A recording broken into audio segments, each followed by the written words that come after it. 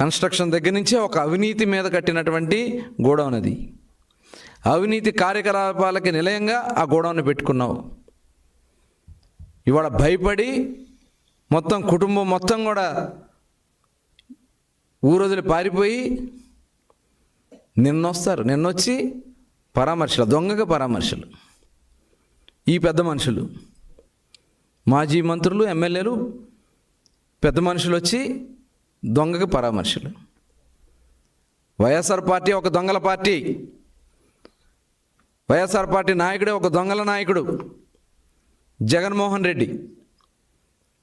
ఇవాళ వాళ్ళు చేసినటువంటి అవినీతి, అక్రమాలు, బాగోతాలు మొత్తం కూడా ఒక్కొక్కటి బయటకు వస్తూ ఉన్నాయి. కొన్ని లక్షల టన్నులు కేంద్ర ప్రభుత్వం చెప్తా ఉంది, దాదాపు 5 లక్షల టన్నుల బియ్యం మాయమైపోయినాయి. ఎక్కడ పోయినాయి? ఇవాళ ఇన్ని కార్యక్రమాలు మీరు చేసి బుకాయించే కార్యక్రమాలు చేస్తే ఎవరు ఊరుకోరు. మొత్తం మీ స్కాములు మొత్తం కూడా బయటకు వస్తాయి. మీరు బస్సుల్లో చేసిన స్కాములు,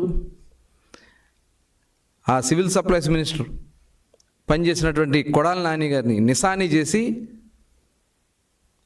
అతన్ని కూడా జిల్లాల్లో వాళ్ళ ఫైళ్ళు కూడా నువ్వే చూస్తావు, అందుట్లో దోపిడీ. మరి ఆ రోజున జిల్లా అధికారిగా పనిచేసినటువంటి ఒక అధికారిని నేను పెట్టుకుని ఇలాంటి స్కాములన్నీ మీరు చేస్తారు. ఇవన్నీ కూడా తోడతాం, బయటికి తీస్తాం, మొత్తం కూడా ఎవరిని వదిలే సమస్య లేదు. ఇవాళ మేము జవాబుదారీ ప్రభుత్వం. గౌరవ ముఖ్యమంత్రి చంద్రబాబు నాయుడు గారు మీకులాగా అడ్డదిడ్డంగా అక్రమ అరెస్టులు, మమ్మల్ని అందరూ అరెస్ట్ చేయించారు. మీరందరూ కలిసి అక్రమ కేసులు పెట్టించారు. ఇవాళ మేము ఏది చేసినా నీతిగా, నిజాయితీగా చేస్తాం. రాష్ట్రాన్ని అభివృద్ధి పదంలో నడిపిస్తాం.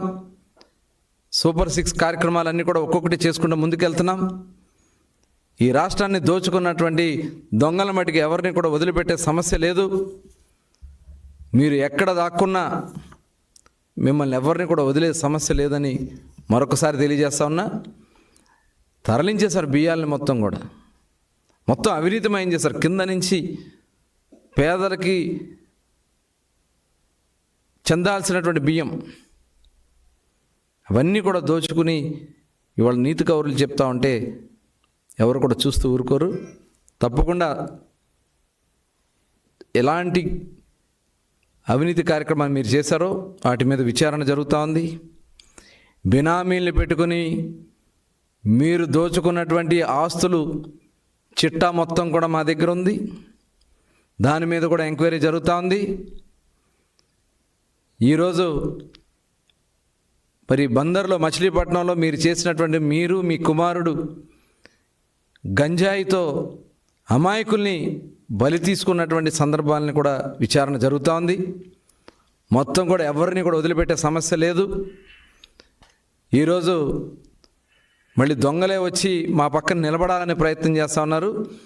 అది జరగదని కూడా తెలియజేస్తా ఉన్నా. దొంగల్ని ఖచ్చితంగా తగిన విధంగా శిక్షిస్తామే తప్ప అట్లాంటి దుర్మార్గుల్ని మా దరిదాపులు కూడా రానివ్వమని కూడా తెలియజేస్తా ఉన్నాను.